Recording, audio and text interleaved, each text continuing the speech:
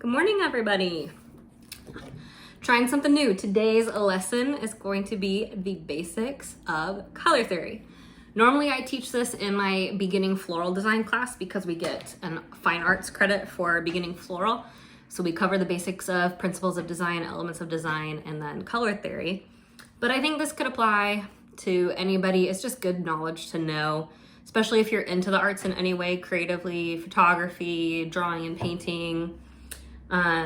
So I'm gonna apply it to floral, but apply it to whatever you feel like.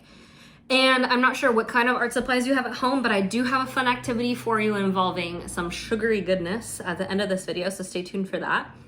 And let's get started. Today we're gonna cover 3 big ideas, and they include color levels, color combos, and then color variations. Are you ready? Follow along. Okay, so topic number 1 is going to be the color levels, and there are going to be 3. First is primary colors. Primary colors. There's going to be 3 of those. Anybody remember from like kindergarten what their primary colors are? We've got red, we've got blue, and we've got yellow. Thank you, Lowe's, for the paint chips. Red, blue, yellow. If you have these 3 colors and then your neutrals, your white and your black, you are able to make every other color imaginable under the rainbow. It's just a matter of mixing the amounts together. So you got to start with the primary colors. All right, so they are red, blue, and yellow. Our second level is secondary colors. Secondary colors are when you mix 2 primaries together. And when you do that, you've got 3 potential options. Anybody remember? Let's work through them. Red and blue together are going to make purple.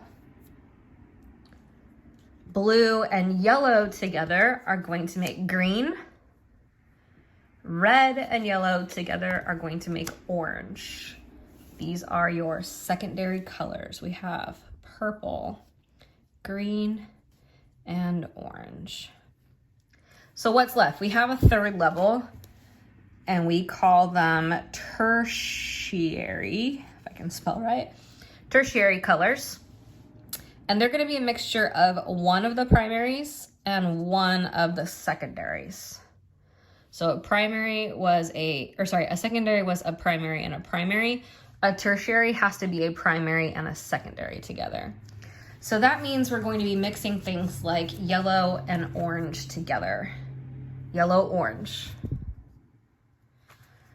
It means we're going to be mixing things together like blue and purple. We would get blue, violet. And it would mean mixing things together like green and yellow for yellow, green.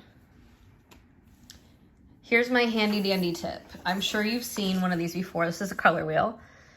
And on it, we've got everything we just talked about, all 3 levels. So you start with your primaries, and they are evenly spaced out on the color wheel, kind of in a equilateral triangle.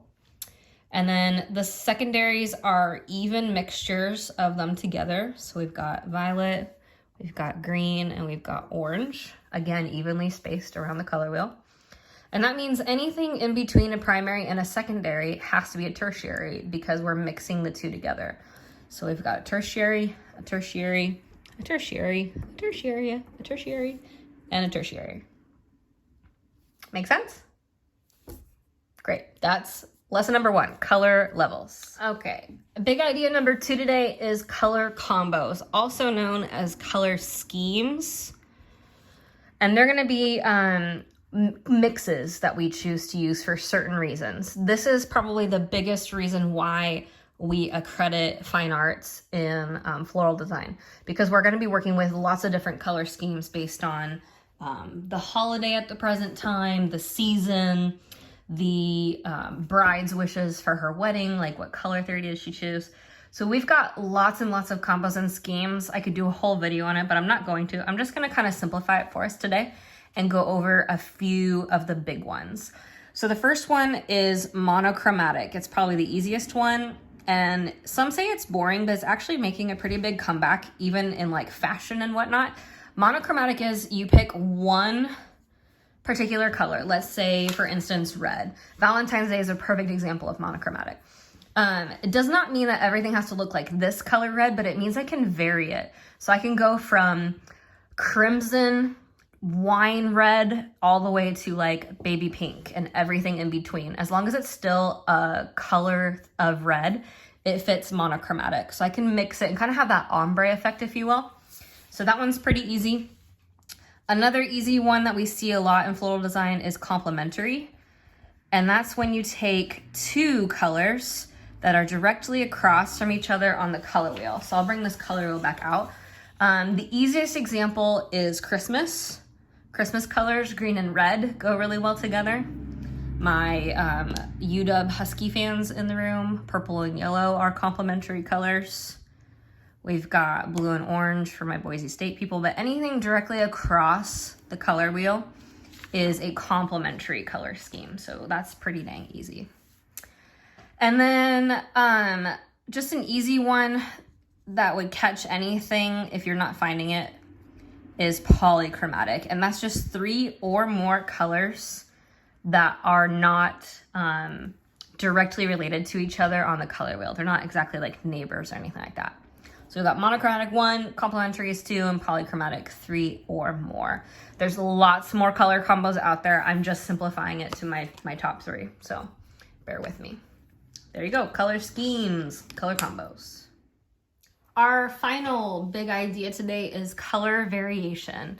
Now, whenever I show people the color wheel or have them look at it again in class, I always ask, like, are we missing anything? Is this all the colors of the rainbow?